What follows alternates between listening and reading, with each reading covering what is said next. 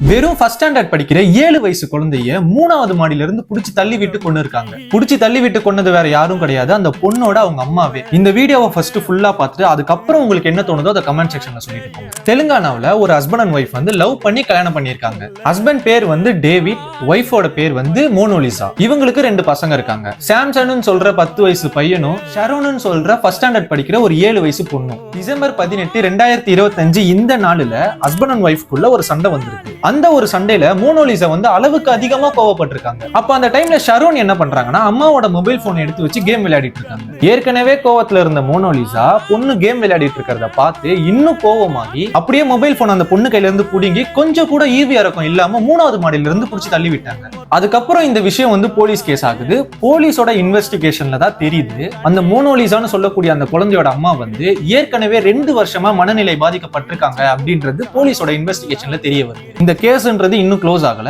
அந்த மோனோலிசான்னு சொல்லக்கூடிய அந்த மனநிலை பாதிக்கப்பட்டவங்க கிட்ட இன்னும் போலீஸ் இன்வெஸ்டிகேஷன் பண்ணிட்டு வந்துட்டு இருக்காங்க.